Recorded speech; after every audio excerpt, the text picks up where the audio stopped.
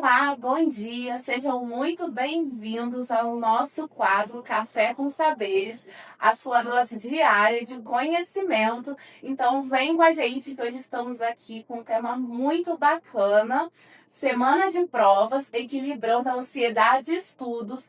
Essa coisa assim, essa época que a gente fica bem intenso. Eu sou Bianca Borges, aqui do meu lado a gente tem Isabela Borges, sou estudante do sexto período de odontologia.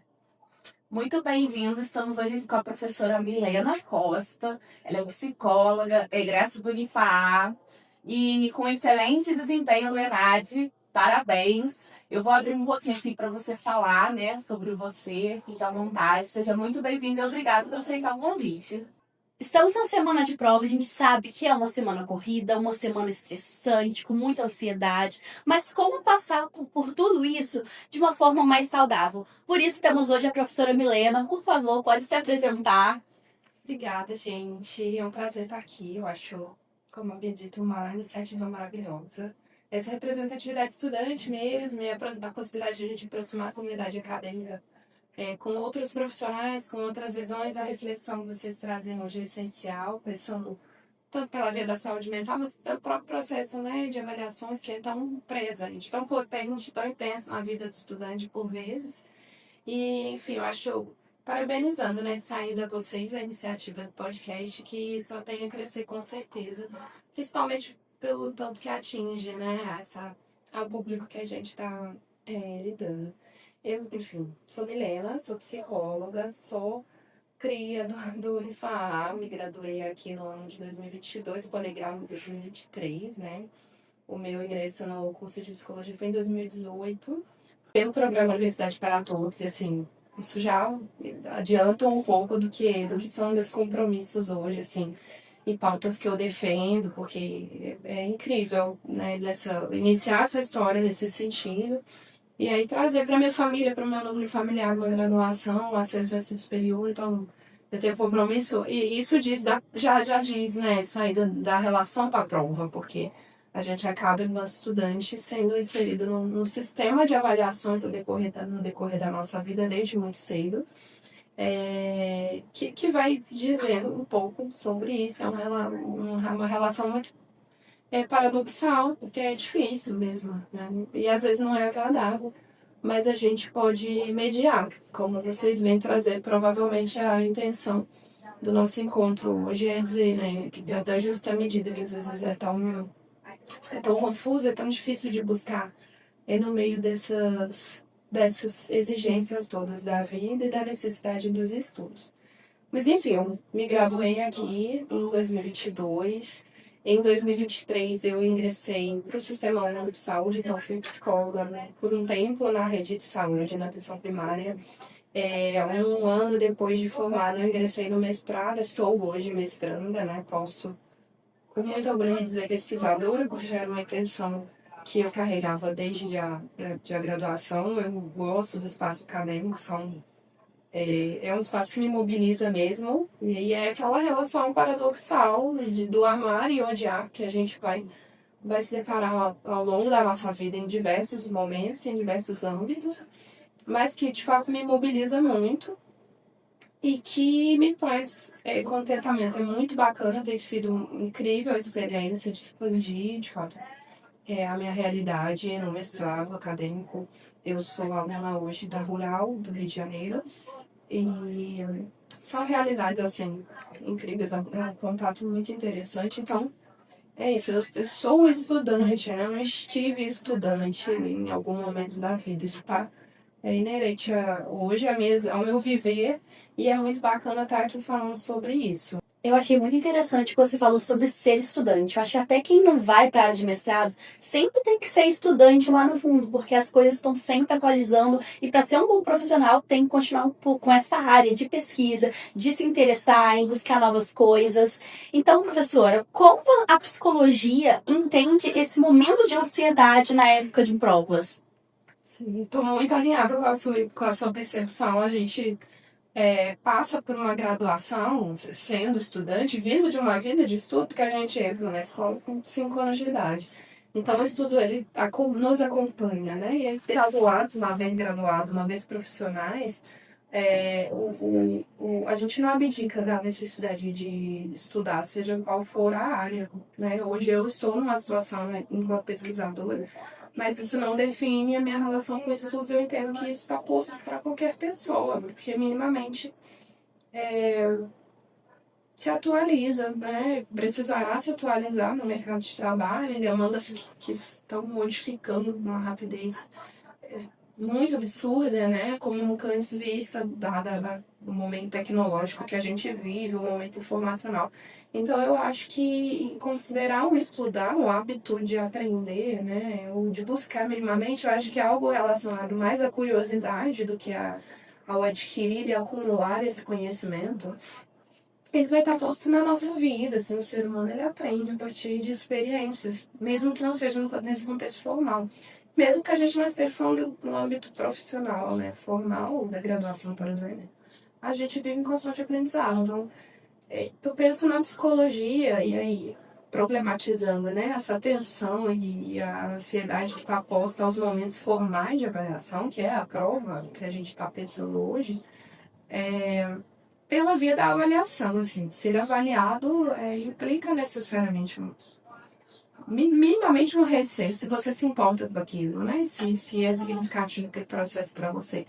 Porque vai trazer muitas dimensões isso, tanto subjetivas mesmo, mais individuais, da insegurança, do que é a sua relação com o ser avaliado, do que é a sua relação com esse sistema de ensino, né? As suas experiências prévias mesmo, na sua educação básica ou na própria graduação.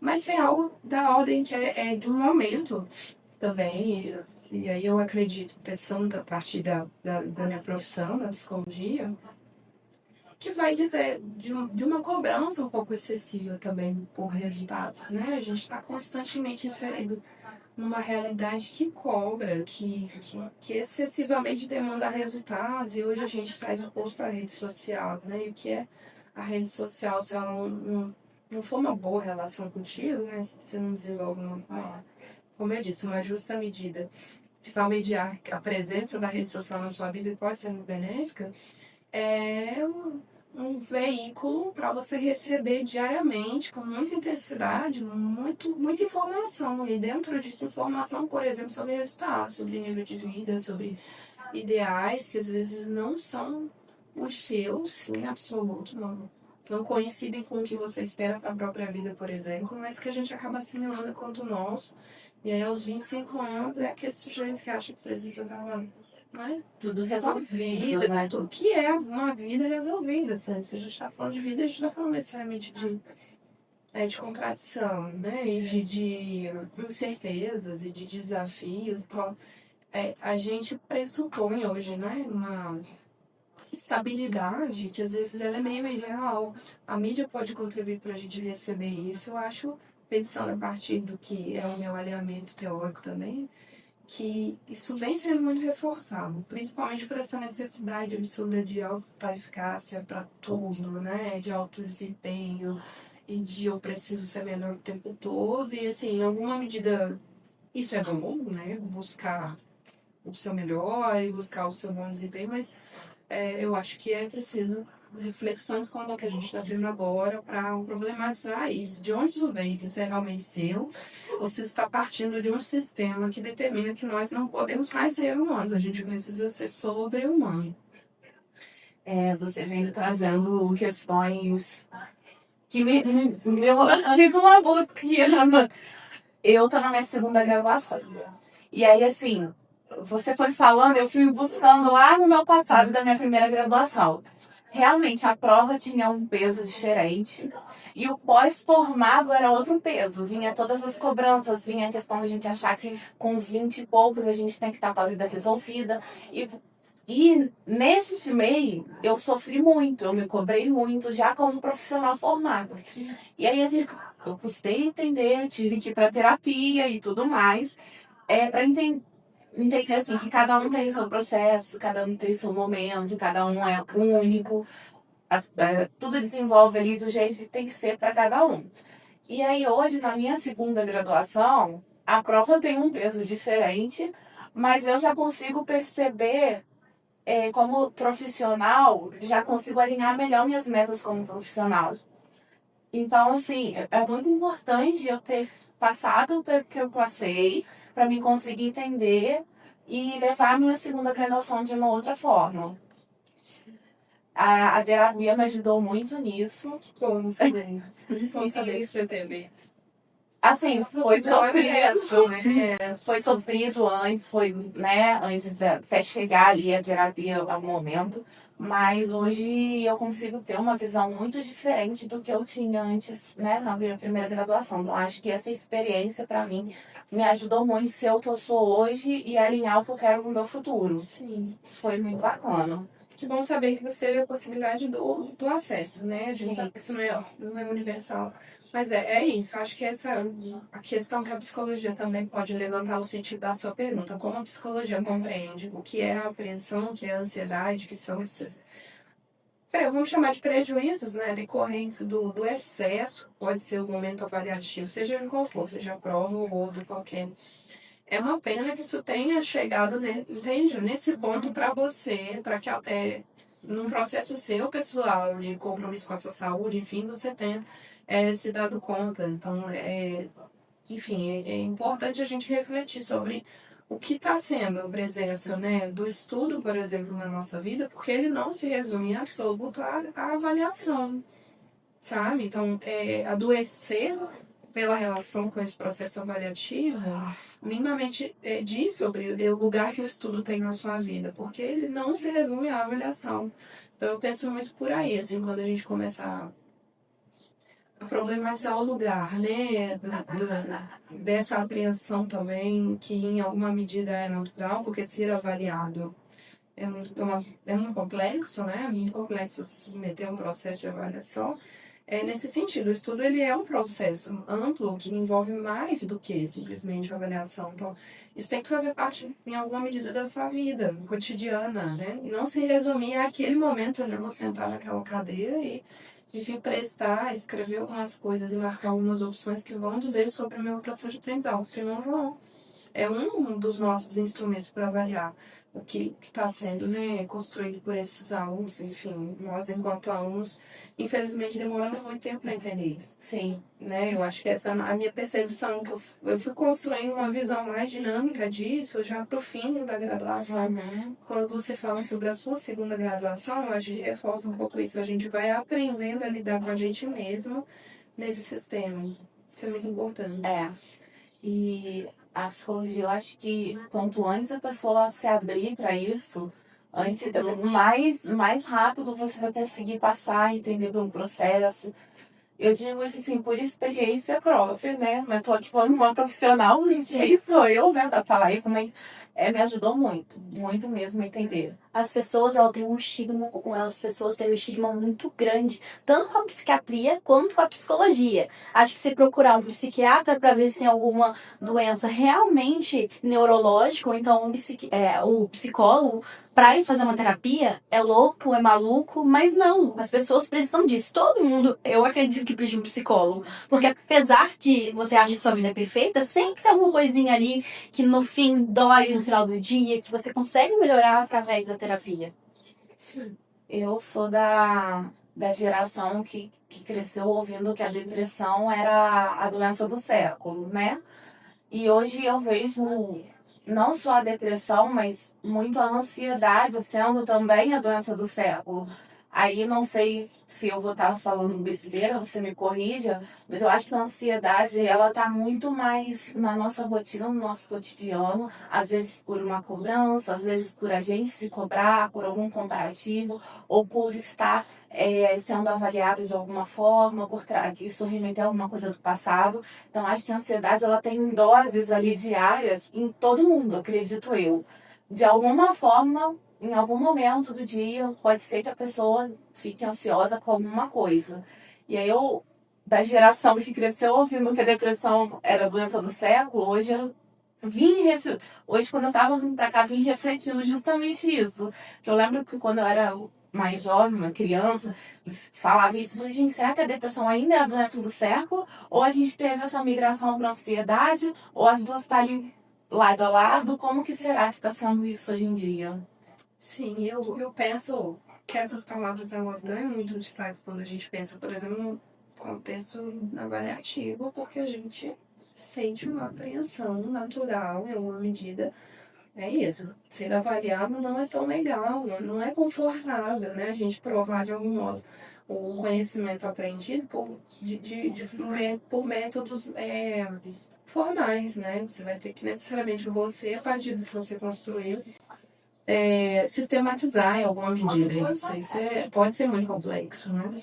Quando você fala sobre isso, né, essas palavras assim do século, né, depressão, ansiedade dá um boom, eu penso que a pandemia passa por aí também. A gente populariza essas palavras, né? De algum modo isso cai na mídia, isso começa a fazer parte do discurso. Isso é importante, uma virada, porque é isso, popularizar algo que está presente na vida dessas pessoas, dá visibilidade, talvez, porque a gente considera um histórico que também minimiza, que também inviabiliza, ao mesmo tempo que dá um corpo para isso, dá um lugar, também minimiza, porque isso não é isso, é frescura, você é só sentar e estudar, é só, enfim, como se essas respostas elas fossem muito simples. Sempre quando eu penso na implicação da psicologia nesse sentido, eu vou para uma via que eu tenho mais familiaridade para dizer, que é essa via que eu não considero, nunca é automaticamente, respostas tão individuais assim para problemas que são, na verdade, coletivos, né? O Brasil, ano passado, ele teve um boom, eu acho, eu não sei o dado exato, mas assim, a gente teve um aumento de 60 e tantos por cento na quantidade de afastamentos por motivo de transtornos mentais depressivos ansiosos, principalmente ansiosos. Então, isso que você está falando é isso, assim, está modulando a nossa realidade de algum modo. Mas eu volto também na primeira implicação que eu trouxe, assim, com relação a como a gente está exposto a isso, sabe? Nesse meio social que cobra, que constantemente despeja uma tonelada de informações em cima dessas pessoas que não necessariamente estão com condições para lidar ou não querem simplesmente, né, lidar com algumas demandas. Mas é isso, já da informação, que sobrecarrega às vezes, e a partir de uma comparação que está muito rigorosa, está muito inflada, né? Nos dias atuais, por uma cultura muito individualista, muito baseada em resultados, né? Muito baseada na autoeficácia. Esse início de semestre a gente teve uma presença maravilhosa, assim, nos docentes, uma palestrante que trouxe um pouco essas provocações, né? A gente antes, quando ia para a academia, falava sobre malhar, exercitar, fazer ginástica, não sei, são termos mais possíveis, sabe? Dá essa sensação de que é algo que é possível ter na vida. E em algum momento isso vira treinar. A palavra usada para descrever o momento de fazer o seu exercício é um treino hoje, mais popularizado, principalmente entre pessoas mais jovens. E aí ela faz essa provocação, né? Quem treina é Traz outro atleta. peso, né? É uma outra relação, passa a ser uma relação de alto desempenho, né? Como se você tivesse que, de fato, ser o melhor naquilo. E quando a gente assume, né? A gente assimila esse ideal de que a gente precisa ser o melhor naquilo, como se existisse um parâmetro que fosse, de fato, medir o melhor, que não é, de fato, em absoluto a prova, porque a prova ela é um instrumento utilizado para medir esse conhecimento, para avaliar o modo desse conhecimento, mas não é o único. E não a única forma. Isso fica, de fato, muito pesado, muito excessivo. Isso vira imperativo na vida desse estudante, por exemplo. Então, eu sempre vou estar pensando a partir de uma lógica muito mais coletiva, né? Que impõe para a gente hoje determinados tipos de relação que, por vezes, não são saudáveis e que, de fato, têm incentivado esses crescimentos exacerbados mesmo, de quadros específicos, principalmente porque em duas vias, né?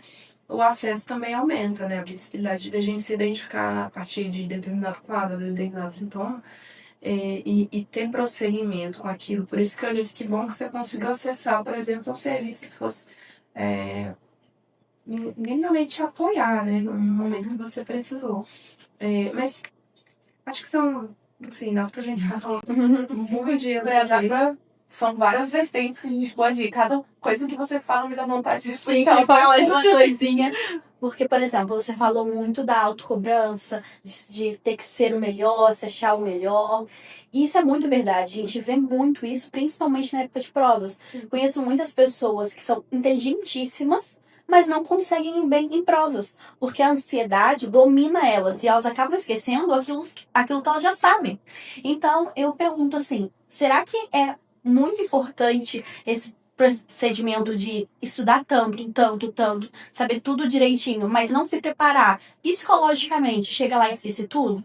Você acha que essa preparação para ansiedade, essa preparação psicológica é tão importante quanto a acadêmica? Com certeza. A gente está pensando aí, a minha defesa, né? Vou colocar assim. É de que o estudo precisa, de algum modo, fazer parte dessa vida nesse sentido. A gente não está estudando para essa prova, né? A gente está estudando para uma vida profissional. E a prova é um instrumento, é um momento desse processo de construção de aprendizado que é difícil e que impõe muito desafio e muito receio, muita insegurança, mas ele não pode resumir essa experiência de aprendizado. Então, se a gente concentra, né, vamos botar dessa forma, todos aqueles esforços desmedidos, às vezes, que nos fazem encontrar o nosso próprio bem-estar, a coisas muito básicas, assim, da vida diária, ao sono, enfim. Isso não tá, eu penso que dá para pensar um pouco dessa forma, assim, isso não tá tendo muito um lugar nessa vida.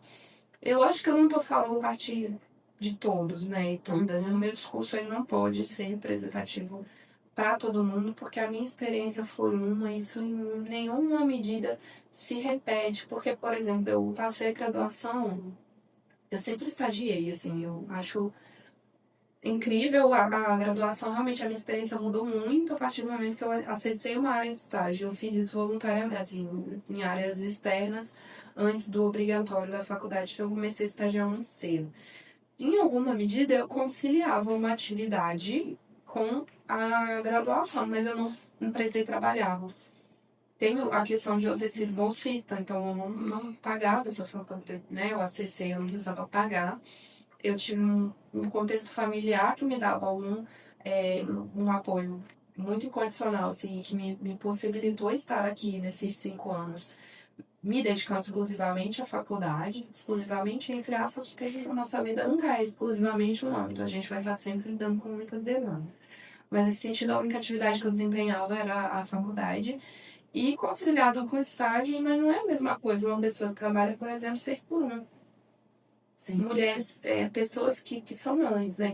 Que criam crianças, né? Pessoas que são responsáveis por crianças. Isso é uma outra lógica. Então, é por isso que eu falo, talvez eu não traga soluções, eu apresente questões de ordem tão prática, porque eu não acho que em nenhuma medida prático, assim, né? A experiência do estudar, a experiência com o que pode ser um sofrimento, né? No sentido dos momentos de avaliação, porque a gente está lidando com contextos, assim, muito diversos. O que eu acho que é importante e potencial no que vocês estão fazendo é levantar esse problema, né? Para que talvez a partir de então, se essas relações elas ficam disfuncionais de algum modo, elas promovem sofrimento a ponto de incapacitar, a ponto de impossibilitar essas pessoas poderem refletir mesmo sobre o que está sendo o lugar do estudo na vida, para talvez ele se encaixe, né, de forma mais tolerável, mais palatável, né, mais saudável mesmo, né, que a gente espera de saudável. De modo que isso não seja uma realidade constante. Eu parar a minha vida, o meu sono, a minha alimentação e me destinar a dar conta de 5 módulos, 5 livros, o que for que seja o conteúdo formal. Mesmo que a gente faça isso, o que é aprender em totalidade? Isso não é possível. Você pode aprender em totalidade porque leu tudo que foi sujeito para aquela prova, mas isso não define o que é aquele conteúdo, o que é aquela discussão. Às vezes você vai ler um texto e, a depender do quão crítico você faz essa leitura, às vezes você fala tão no automático, né? Que você nem sabe qual é a proposta do texto, assim. Ele tá querendo te fazer pensar num outro modo, te acordar, né, para uma discussão que é muito mais ampla do que o formal da coisa. se você vai de modo tão automático, você nem consegue, assim, aproveitar necessariamente o que ele está propondo. Então, acho que é isso, essa nossa pretensão de totalizar as coisas, né? Não, eu vou dar conta de tudo aqui. Li tudo até a última parte. Eu era assim, gente, eu fui assim de momento. Eu li até a última linha, então ok. E não necessariamente. Às vezes eu li até a última linha e não saquei, sabe? Qual era a intenção. Isso não resume, né, a minha experiência, que eu não diz de fato se eu estou aprendendo ou não. Eu acho muito interessante como você individualizou os seres humanos. Porque eu tenho só 20 anos, por exemplo. Minha vida, eu trabalho, mas eu estudo também. Só que tem pessoas que trabalham muito mais que eu, porque eu não trabalho CLT. Então, eu tenho essa dinâmica de poder trabalhar quando eu tenho tempo. Mas tem gente que não tem. A odontologia ela tem tanto integral quanto tem noturno. No integral, eu acho que praticamente só eu trabalho. São pouquíssimas pessoas que trabalham. E a gente tem uma aula que é no noturno. E a gente vê a diferença dessas pessoas que passam o dia inteiro no trabalho e depois ainda tem que ir para a faculdade. Elas parece que dão muito mais valor pro conhecimento, elas focam muito mais na aula. E aí eu achei muito interessante isso, porque você não pode simplesmente falar, tem que estudar tantas horas ao dia, se você não tem essas horas. Mas tem algum conselho, alguma dica, assim, para conseguir controlar essa ansiedade, para conseguir focar mais nos estudos, assim, algo mais universal, porque igual você falou, cada ser humano é diferente, mas seria algo assim mais simples que as pessoas conseguiriam fazer mesmo mais ocupadas? Sim, é isso que você está dizendo, assim, a psicologia é um curso noturno, né? E eu, gente, aplaudia de pé, assim, em algumas ocasiões, porque são 2 horas de viagem para algumas pessoas estarem aqui vivendo, né? E voltando mais 2, essas pessoas chegam em casa quase no dia seguinte já para sair para uma rotina de trabalho. Então, assim, a gente não está em pé de igualdade de nenhum modo, e eu estive em Valença em todos esses momentos. Eu consegui estar aqui, a minha relação com a faculdade, com certeza foi outra. E é isso. Perdas, aprendizados, né? Eu estou numa primeira graduação, muita coisa eu vi que se eu tivesse aprendido de repente antes, ou desenvolvido, sabe, de uma forma mais saudável para mim, o aproveitamento até da graduação mesmo teria sido outro. Mas em alguma outra medida, não. Eu estava num outro cenário, né? Muito diferente de muitas outras pessoas que estudavam comigo. E que realmente, assim, é abismal a diferença para esses contextos. Eu penso que isso que eu falo do estudo ter um lugar na nossa vida é uma via que a gente pode seguir sempre, sabe? Apesar de tão distintas essas vidas, que é isso.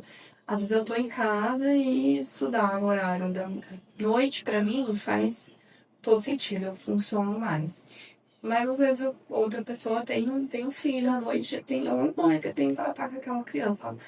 Não dá pra dizer, né? Olha, 5 horas por dia eu padrão ideal disso tudo, que a gente não tá lidando com ideais. Eu penso que estar na graduação é um ato revolucionário para quem quer que seja, então a gente banca isso na forma que dá, mas fazer esse estudo, tentar construir uma relação, né? Que permita que esse estudo faça parte desse dia a dia, é importante. Às vezes eu me cobrava nesse sentido, olha, nossa, eu tinha que ter estudado hoje tal coisa e não estudei. Eu dentro da aula, dentro da sala de aula. E tava perdendo ali, às vezes, o conteúdo. Exatamente, que a pessoa preocupada, assim, idealmente eu tinha que ter sentado e estudado aquilo lá, bem. Mas eu tava numa aula, gente, 2 horas, 3 horas ali do dia me dedicando a algo da minha faculdade. Então, naquele dia não foi possível e eu precisava fazer, viabilizar, né, deslegitimar aquele aprendizado que eu tava tendo naquele momento. Acontecia, infelizmente. Eu acho que é isso. Às vezes o estudo, ele tá num patamar outro, como se a gente fosse fazer alguma coisa muito sobre-humana. É lógico que no período de avaliação isso é mais sistemático, ou seja, a gente precisa parar e, em alguma medida, se dedicar àquele conteúdo específico. Mas estar na graduação é estar estudando continuamente, envolvido, implicado pelo espaço de aprendizado. Às vezes, entender momentos no seu dia que permitem, né, essa visão mais ampla do que é o estudar, às vezes não restrito ao espaço formal do estudo, pode ser bacana para você começar a valorizar seu processo mesmo, assim, às vezes acalmar, dar uma respirada, entender que você não precisa estar fazendo movendo mundos e fundos para determinados objetivos. Claro que às vezes sim, né? Mas não o tempo todo. E se vocês falam de rotina, né? Isso fica muito marcante, né? Eu tô falando de uma rotina. Eu não posso normalizar uma rotina que implique algo da alta eficácia, do treino. Isso precisa ser em doses possíveis, né? No decorrer do meu dia, eu tento ler o que eu consigo, né? Às vezes eu estou interessada em uma discussão e eu encontro um podcast que fala sobre isso. Enquanto eu escuto esse podcast, eu dou conta de cuidar do menino, de fazer uma comida, Sim. sabe? Esse Sim. tipo de Tá uma construção. Exatamente, mas é uma construção que vai para cada um, porque é formas de estudar, e deve muito por aí. Eu funciono estudando, eu sou meio analógica, assim, eu funciono estudando de forma mais tradicional, eu gosto do papel. Para ler um texto no computador é 20 dias. Se eu for ler no papel, eu vou ler rápido, mais rápido, daí melhor, entre uma relação. Assim, mas é o meu. Tem gente que hoje eu não vejo mais caderno, gente, na sala, as pessoas estão com isso é formas diferentes de você funcionar que a gente aprende no decorrer do estudar. Eu acho que a primeira graduação tem muito isso. Você ainda não entendeu a sua forma de estudar, a forma como você sai, que faz mais sentido para você, sabe? Tem gente que aprende melhor ouvindo e durante a aula é super eficaz o estudo. Tem gente que aprende melhor lendo, escrevendo, tem gente que aprende melhor falando. E isso, a partir do momento que você descobre isso, sabe? Eu acho que isso vai ficando mais possível de acessar mesmo no dia a dia.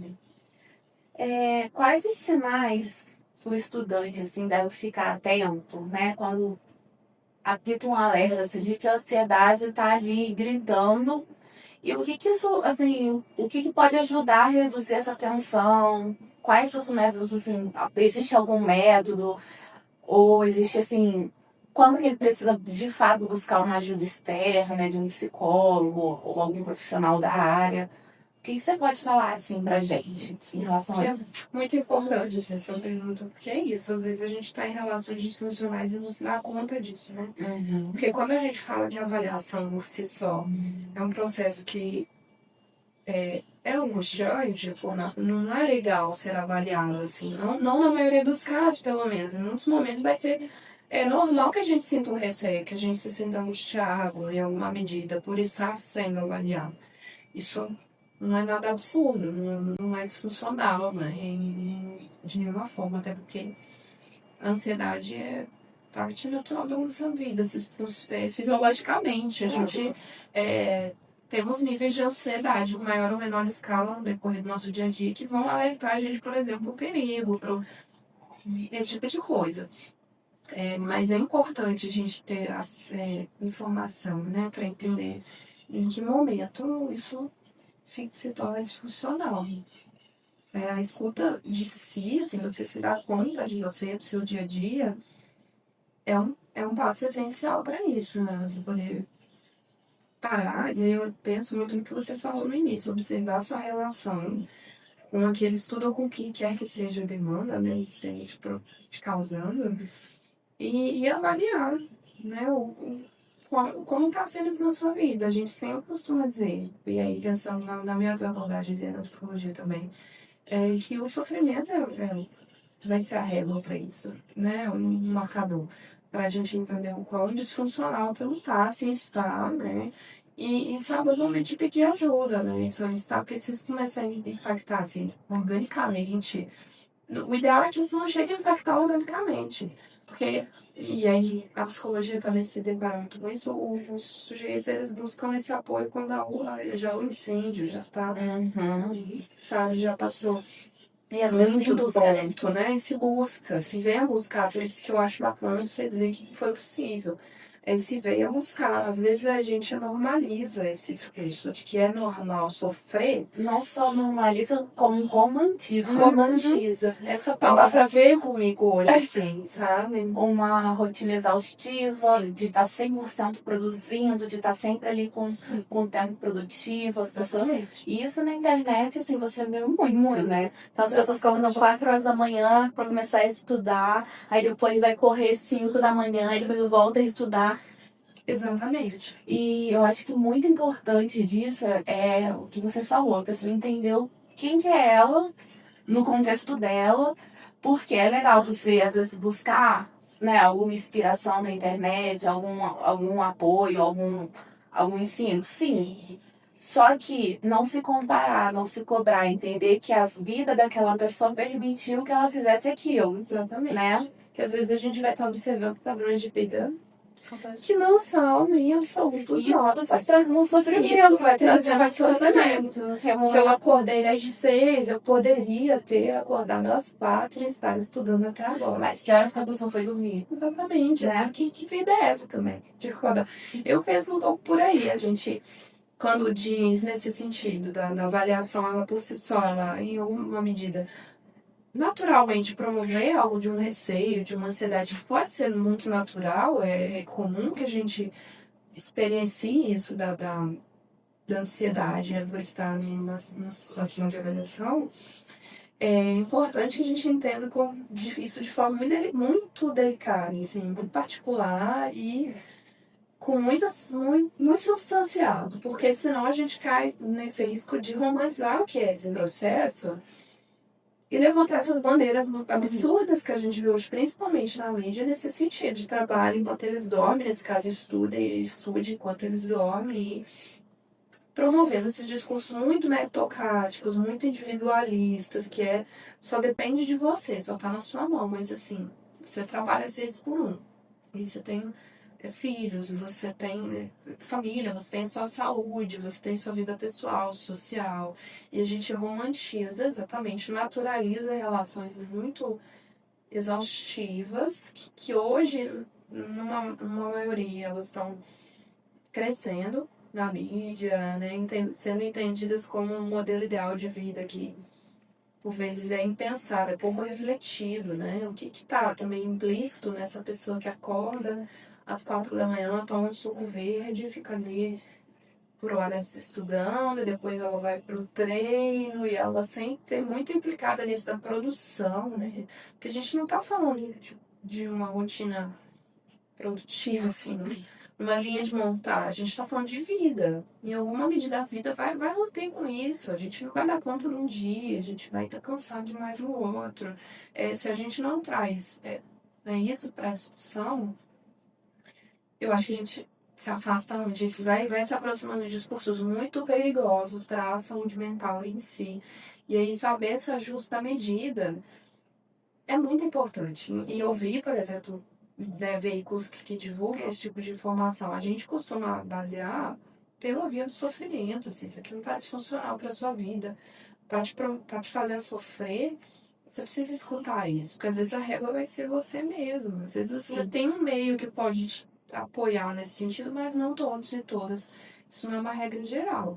Então você precisa estar atento, né, para os seus próprios processos e para que lugar, exatamente, falando novamente da posição que o estudo vai ter nessa vida, né? Para que lugar o estudo está ocupando. Se é um lugar de sofrimento, alguma coisa já não está certo, né? Não está funcionando.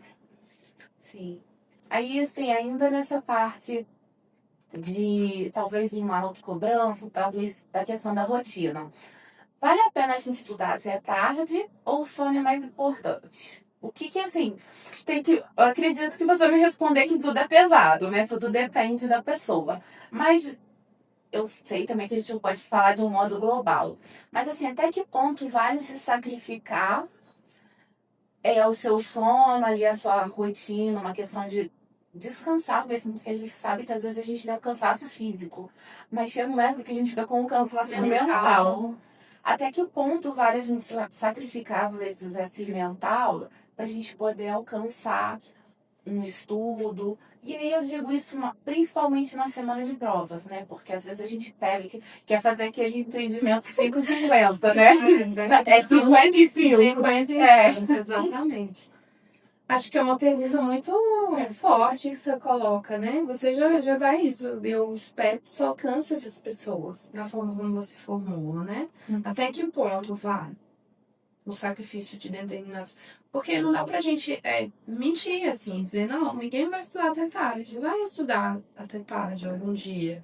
Porque precisa dar conta daquilo ali, a gente tá lidando com prazo, a gente tá lidando com um sistema que é maior, em alguma medida, do que o nosso dia a dia, que não tem como eu dizer, olha, não deu para fazer isso hoje, eu vou precisar né? Em todos os casos. Mas não em todos os casos. casos. Um tópico hoje, às vezes, pode ser o tópico que caia na prova inteira. E aí? Né?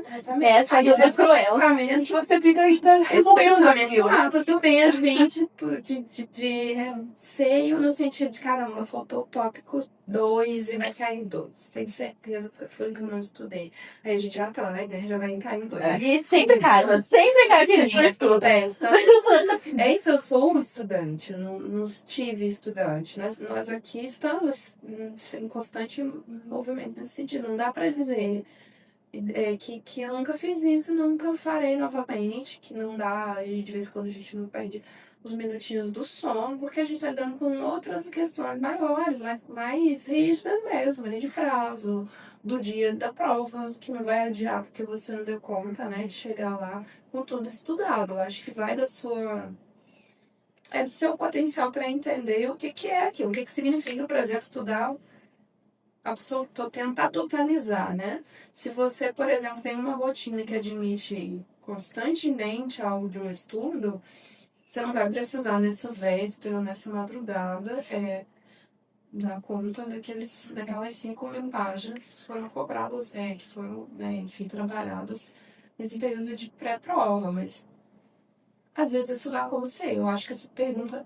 ela pode ficar nesse sentido, né? Para reflexão, né? Uma reflexão mesmo, para a gente buscar essa justa medida. Às vezes a gente vai perder 2 horas do que seria o nosso sono ideal.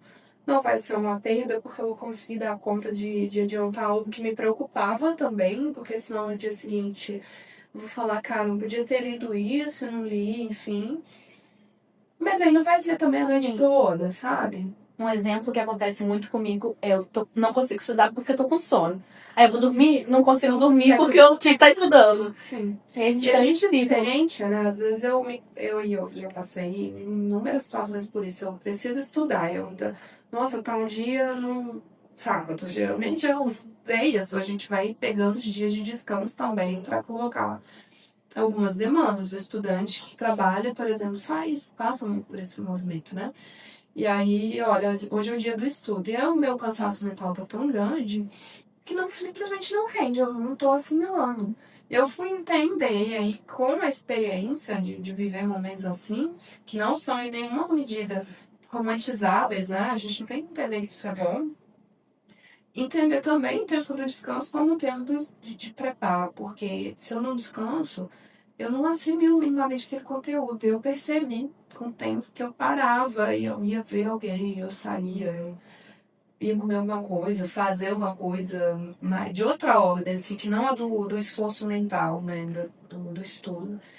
E voltava depois, mesmo que fosse no mesmo dia, logo em seguida, com uma outra relação com aquilo.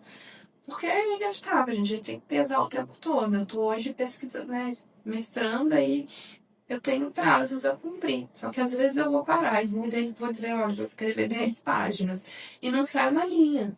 Se eu ficar insistindo naquelas 10 páginas naquele dia que não saiu uma linha, pode ser que eu vá me frustrar muito todos os próximos dias, assim, eles sejam comprometidos, né? Exatamente. E às vezes eu consegui uma página, é o que eu vou entregar. E tudo bem também. Acho que vai também da nossa possibilidade de acolher isso em nós, sabe? É muito interessante que a gente, hoje em dia, vê quanto mais a gente fazer, mais eficiente é. Quanto mais aqui eu ficar estudando, mais conteúdo eu vou absorver. Na psicologia, tem algum método que seria mais eficaz? Por exemplo, flashcards, post-its, alguma coisa assim? A psicologia idealiza algo como ideal, que tem mais benefício pra gente e a gente absorve mais? Assim, eu vou dizer o que faz sentido para mim a partir da profissão, né, da teoria. A gente nunca vai ser muito aliado com isso da universalização de alguma coisa. Uhum. Porque é isso, tem gente que se assistir uma videoaula, as crianças hoje eu acho que tem um isso muito forte. Eu não sei a senso comum, tá, gente? Mas parece, eu percebo em relação com crianças que assistem um vídeo no YouTube de 5 minutos e reproduzem aquilo sem a menor dificuldade, assim. Eu não suporto assistir vídeo no YouTube. Assim, não funciona pra mim. Eu não consigo. Eu vejo que ela trouxe. Eu não consigo. Eu funciono de uma forma mais analógica, escrevendo, sintetizando, contornando o conteúdo mais simples. É um processo que sempre funcionou muito para mim. Tem gente que funciona via escutando, né, aquele conteúdo, alguém que explique aquele conteúdo, por exemplo. Tem gente que funciona visualmente, spamando, colando coisa pela casa, enfim. Porque é isso, a gente não consegue dizer de todos os funcionamentos. Vai ser eficaz de várias formas. Isso a gente aprende na faculdade, a gente aprende a estudar no decorrer, enquanto estuda. É a forma mais eficaz pra gente. Às vezes é isso, eu vou colar um negócio na parede, mas eu tenho um fio pra arrancar. Pra mim não funciona. Eu preciso ver, às vezes eu coloco cores, as cores fazem um sentido que é meu. Se alguém pegar, não é a mesma coisa. Igual resumo na faculdade, o povo fica doido a passar resumo, não sei o que, fez resumo e passa. Eu não conseguia estudar pelo resumo de uma outra pessoa. Porque aquele esforço de resumir foi dela, e às vezes eu até entendi alguns. Entendia, né? Conseguia compreender, mas não assimilava, não era tão eficaz para mim. Então, assim, a psicologia vai sempre defender a possibilidade da gente construir modos que façam sentido para a gente, a partir das ferramentas que a gente tem. Então a gente acaba voltando sempre àquela pauta de que a gente é individual e cada coisa vai funcionar para uma pessoa. Isso é muito interessante para a gente também parar de se comparar um com os outros e começar a se conhecer para ver o que funciona para a gente. Exatamente. Uma coisa que sempre me chamou muita atenção aqui no Unifar é o NEIM. Porque, por exemplo, voltando, se eu tivesse tido a oportunidade de um núcleo assim, na minha primeira graduação, me pouparia muito transtorno psicológico ali da minha saúde mental. E não só eu, como meus colegas, eu lembro uma vez que a gente tava tudo. Ó, meu olho até pulou. Eu lembro que a gente tava conversando ali na frente da minha outra faculdade, e a gente assim, gente, a gente tinha que ter uma bolsa para saúde mental, porque esse curso tá acabando com a gente. Não vou entrar muito nos detalhes, porque eu vou fugir um pouco. Mas assim, conta um pouquinho do NEIM pra gente. Eu acho que é um projeto maravilhoso aqui da instituição, acho que é super essencial. É um apoio ali que dá, né, pro aluno. Fala um pouquinho dele pra gente. Eu estou muito feliz da gente. Tinha que levantar a bandeira do NEI. Eu acho que eu não ia sair daqui sem abordar isso, pensando nesse tema especificamente. Ontem eu estava trocando uma ideia com a Angélica, que é a coordenadora do NEI hoje, que é o núcleo de inclusão, assim. Uma pessoa sem igual, lógico que eu tô falando da minha categoria, tô falando da minha amiga, mas não somente por esses motivos ela tá fazendo o NEI ter um impacto hoje, né? É incrível na instituição. E eu acho que é isso. O núcleo de inclusão, somado ao Centro de Apoio Psicológico e Pedagógico, que é o CAP, né? A gente entende como braços ali no sentido de ofertar cuidado minimamente, acolhimento minimamente para esses alunos, para essas alunas, que às vezes não demandam nem soluções práticas, assim, que às vezes não existem. Pode ser, né? Mas que demandam, por exemplo, acolhimento, demandam a possibilidade de dizer alguma coisa sobre esse processo, se é que ele está em alguma medida disfuncional, né? Ou não, às vezes ela só precisa ser acolhida para então entender o que é esse movimento, essa relação que ela tem com esse curso, com esse estudo. E o NEM está sendo, assim, esse movimento de muito impacto na instituição que vem coletivamente, e eu acho que é legal, você acabou de falar de tudo que a gente pensa individualmente para sujeitos específicos que têm a sua subjetividade, que vão ter suas formas de relação com o mundo, seus contextos extremamente diferentes, e aí a gente, ao mesmo tempo, paralelamente, vai para um lado que é dessa ordem coletiva, né? No sentido de o NEM e o CAP serem espaços que vêm a partir de lutas de vozes que vieram antes e puderam dizer, olha, isso aqui não funciona para mim dessa forma.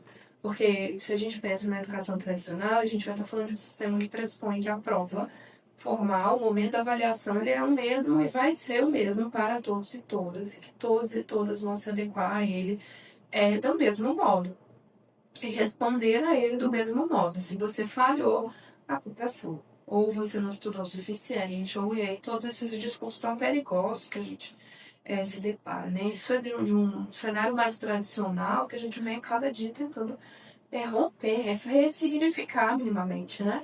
Então, é incrível saber que esses dispositivos existem na instituição hoje, porque eles não surgem, né? Eles vêm a partir de pessoas, outras que puderam dizer, olha, não é verdade isso que funciona para todo mundo, que todo mundo vai se submeter aqui da mesma forma, porque sempre foi assim, na minha época era assim, não sei o quê. Isso não é verdade. Então a gente precisa ter saídas outras, porque a gente não está falando universalmente nesse corpo que faz essa prova. Então, assim, é de um impacto incrível, né? A possibilidade do exercício da dignidade. Quando a gente pensa no acesso a esse direito, por exemplo, no tempo estendido de prova, né, no ledor, enfim, na sala de aula com uma redução dos alunos, minimamente, a gente está falando de acesso a direitos básicos, né? Não é uma condição que está sendo fornecida enquanto ajuda para aquele sujeito porque ele solicitou. E nem está aí para fazer um balanço entre... Não é um privilégio. Não, é privilégio, é acesso a direito, né? Dignidade, cidadania. Então, isso é uma construção de política pública, né, de acesso para pessoa com deficiência, por exemplo, e que, felizmente, no cenário institucional, a gente entende que tiveram movimentos anteriores a nós, ouvidos, a ponto de combinar o que a gente tem hoje enquanto recurso e que funciona tão lindamente. Então é isso, assim, não é a ajuda, né? Como uma pessoa que diz ao procurar, né, o apoio, por exemplo, o apoio psicológico, ela não está buscando ajuda, ela está exercendo o direito dela, o núcleo está ali para os alunos, né? Existe o critério da chegada, né, o protocolo, o NEM funciona via requerimento no portal, o RAP funciona via telefone institucional mesmo, para agendamento. E são dispositivos que garantem isso para os alunos. A gente não está pedindo ajuda, a gente está exercendo os direitos que a gente tem aqui dentro. Então, o NEM é impactante nesse sentido. Essa pessoa, se ela vem apresentar necessidade de inclusão, necessidade de reformulação no momento da prova, ela pode solicitar. Não necessariamente ela vai usar. Se ela não quiser, ela pode abrir mão também. Isso vai dar essa linha de duas mãos que unem ou qualquer núcleo de trabalho, no sentido de garantir o direito, mas também a autonomia, que se esse sujeito não quiser fazer uso, ele não necessariamente precisa, né? Ele precisa ter aquela seguridade. Mas ele vai fazer isso da melhor forma para ele, com a autonomia dele, né? Isso é muito importante, a gente reforçar e lembrar desses serviços maravilhosos que a gente tem aqui. A gente teve até um episódio aqui com a Angélica, foi assim, muito legal, muito bacana. Tivemos também uma aluna, Constância, que faz o uso do NEM. E ela, assim, realmente percebeu a diferença dela ter essa questão da sala reduzida por conta. E aí eu já não lembro do nome que ela tinha usado, mas é questão de estímulos auditivos. E isso é muito, eu acho que é o que você falou, é dignidade, é cidadania, é um olhar cuidadoso para a necessidade daquela pessoa. Como que eu vou poder incluir ela para que ela não se prejudique, né? Vou atender aquela necessidade que ela tem, principalmente na semana de provas. Obviamente, nenhum não funciona somente na semana de provas, né? É um núcleo que ele é constante, e aí, obviamente, Para relação com o estudo, né? Sim. É isso, né? Está ali enquanto um dispositivo que funciona o tempo inteiro, os alunos que solicitam, porque a experiência do estudar não se resume ao momento de prova. Ele tem recursos que podem tornar o momento de prova mais acessível, mas não se resume a isso. Isso não é a partir de diagnósticos, a gente não está falando somente para pessoa com deficiência, por exemplo, pessoas que amamentam, por exemplo. Eu não sei há quanto tempo esse movimento existe, mas existe a possibilidade de você informar que é uma pessoa amamentando e ter o tempo de prova interrompido, né? E provas grandes, assim, concurso público, Enem e essas situações, elas têm já isso para selecionar, né? Você tem um tempo reservado naquele momento para fazer o processo do aleitamento materno. Então, isso é incrível, né? Reformulações que aprovam. a situação ser avaliada, a avaliação, né? Ela tá sofrendo, necessário, né? Para entendermos que a gente vai ter momentos diferentes, pessoas em diversas condições passando por aquilo ali. Que bom saber que a gente vem se adaptando. E isso é muito legal, porque às vezes a gente não sabe dos direitos que a gente tem. Igual eu sabia disso no lactante. Sim. E a gente tem isso na nossa própria faculdade, né? Então a gente tem o NEM, que é um lugar muito interessante para isso. Aí, assim, vamos voltar para um momento, assim, um pouco mais pessoal, voltado para Milena. Você chegou a passar, assim, por algum período, uma situação de ansiedade na semana de prova durante a faculdade? Como que você superou isso? O que que você fez? Compartilha com a gente. Sim, gente, eu acho que não dá, assim, pra gente dizer que... Eu fiquei 5 anos, a gente eu estudei 5 anos, curso de psicologia, né? Ele é um curso de 5 anos, e aí quando a gente entra, é muito idealizado a gente achar que a gente vai passar 5 anos aqui dentro maravilhosamente bem, não pela relação necessariamente com o estudo, né? Nossa vida traz desafios. Eu tive momentos muito específicos, vivi nesses 5 anos, né, da faculdade.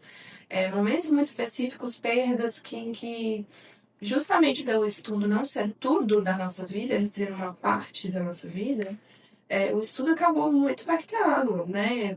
A gente, o que é fazer uma prova vivendo uma situação de luto, por exemplo. Aí isso me ocorre, eu encontro um apoio muito maravilhoso e é muito complicado, porque assim, eu acredito que muita gente se identifique. A gente passa 5 anos na graduação, não na graduação, a gente está na vida, né? E essa vida não vai trazer complexidades, desafios, sofrimento e felicidade em muitos níveis, né? Então eu estive em momentos difíceis,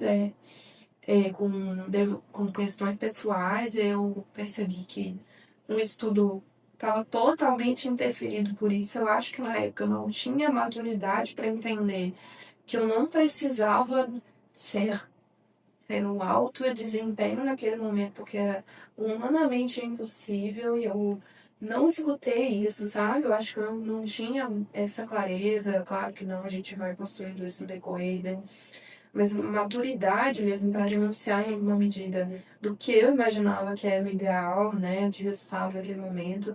E isso foi de muito desgaste para mim, porque, enfim, era uma coisa da vida que eu estava passando e que trazia muita dificuldade, trouxeram muito sofrimento, e eu consegui, felizmente, na época, né, ter apoio pela instituição. O meu apoio no CAP, o apoio que eu tive no CAP na época, enquanto graduando, foi sem igual. Por isso que é um lugar que eu carrego mesmo, eu divulgo muito, porque às vezes a galera não sabe.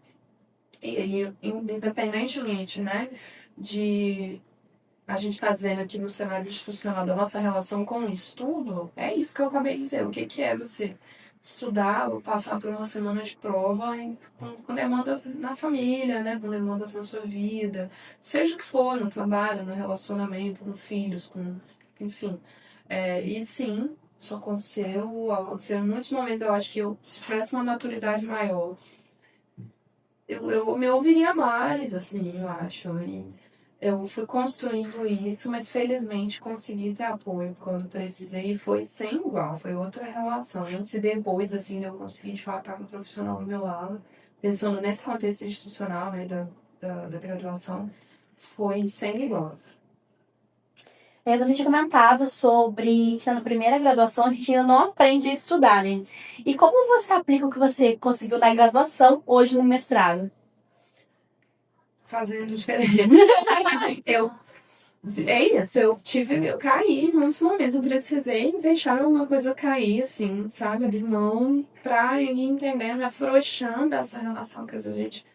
É isso, tipo, parece que a gente tá assim, né? O maxilar travado, tenso e deixando cair mesmo alguns ideais que eu tinha construído com muita intensidade, com muita força sobre o que eu esperava do resultado na prova, essencialmente falando.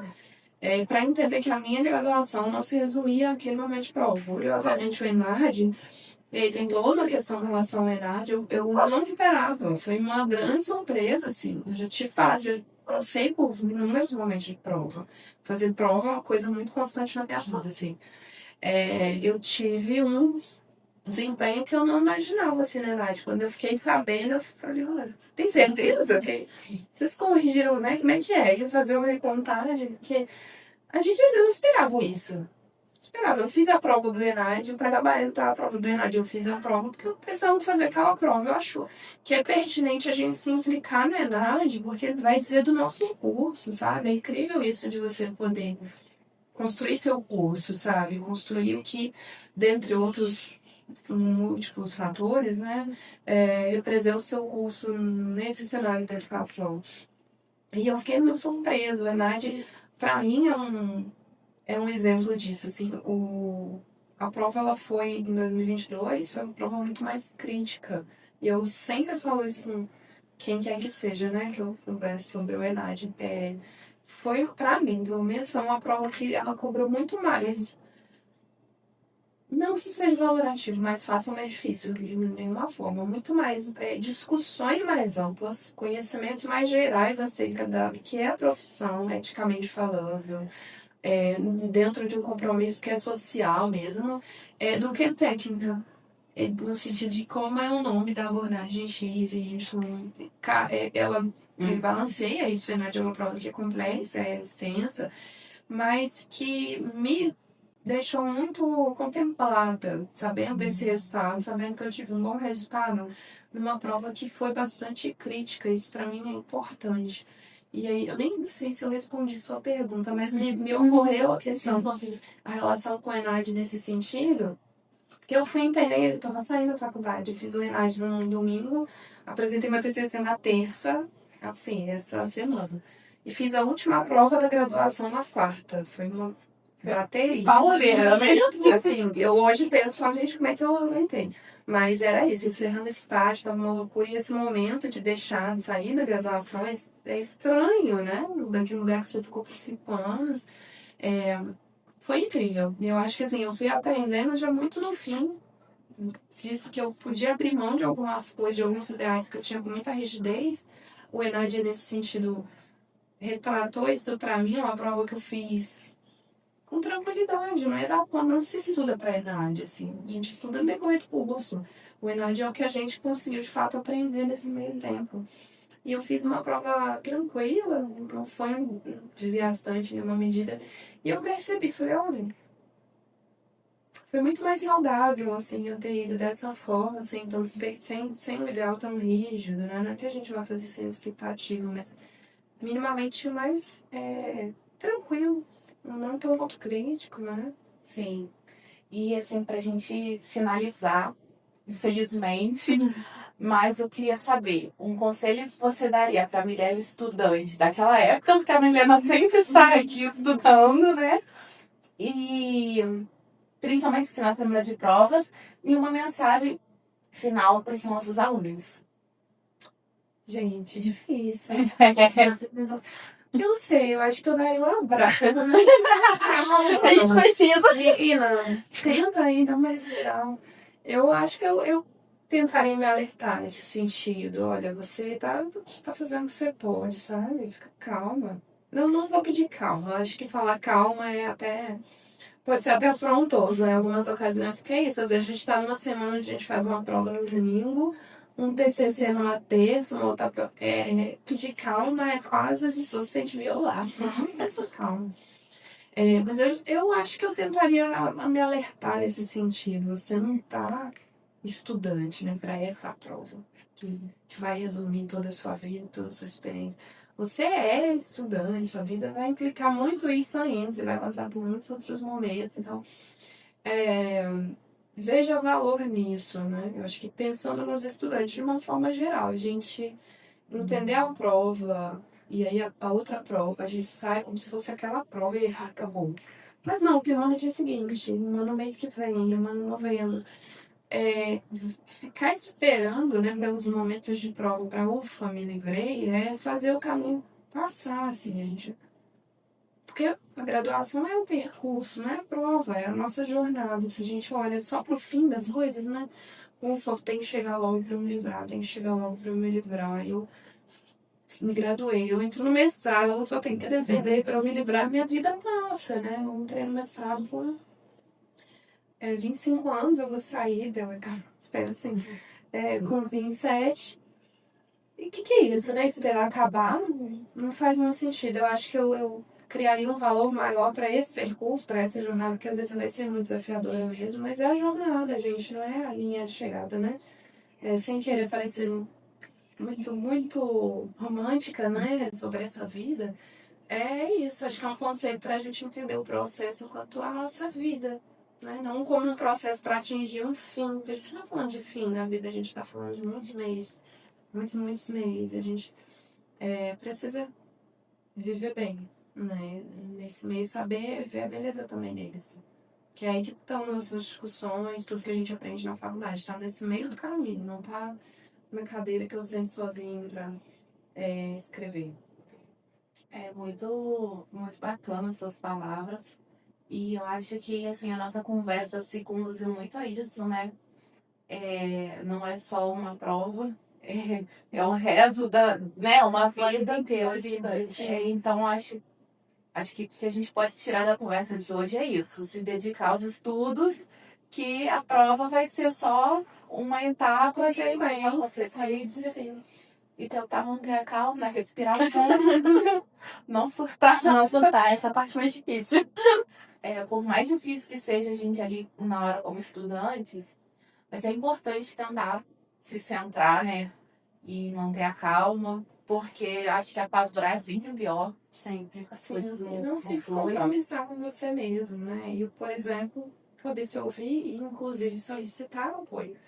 Saber recorrer se isso tiver demais no momento. Porque pode ser que fique e o ideal não é sustentar isso. Numa medida abrindo mão do que é você, né? Do que é a sua saúde, enfim. E também não ter vergonha de precisar de ajuda. Com certeza. Infelizmente, estamos chegando ao fim. Eu adorei muito a conversa. Eu acho que dava pra gente ter conversado muitas coisas sobre abordar. Eu me senti numa sessão particular de terapia, não sei você. Já estou tendo uma reflexão pessoal para ter uma semana de provas mais organizada, mais calma. Eu com certeza vou sair daqui outra pessoa. Assim, aí a gente, um pouquinho antes, estava falando sobre os métodos de intervenção, né? Psicanálise e tudo.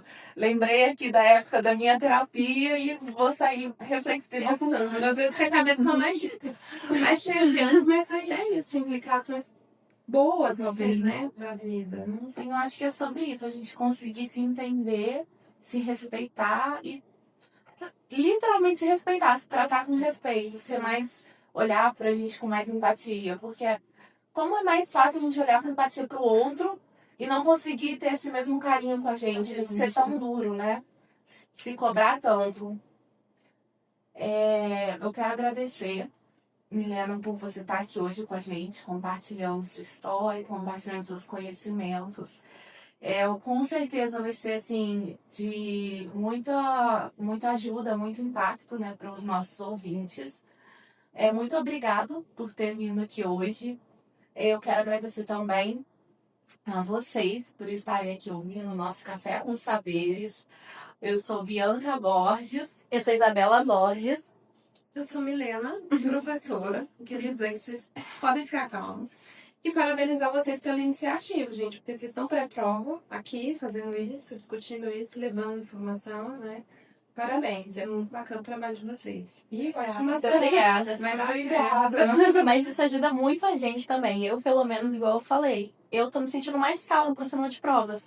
Tudo que eu aprendi aqui hoje, eu vou chegar em casa, vou refletir, que a gente viu que não é algo padronizado. A gente tem que se refletir e ver o que serve pra gente. Então, sei que eu vou ter uma ótima semana de provas. Bom. Pessoal, até a próxima quinta. E esse é o UnifaCast, o podcast oficial do melhor centro universitário do estado do Rio de Janeiro. Isso aí. E se você quiser ficar por dentro, acesse as nossas redes sociais, unifa.cast.